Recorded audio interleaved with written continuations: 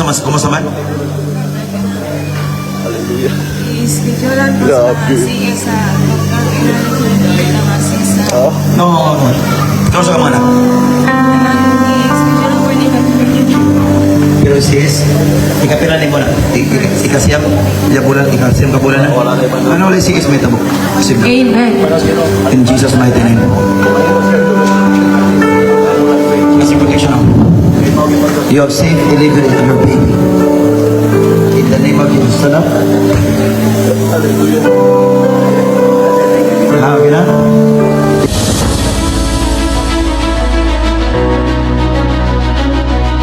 The baby is here now.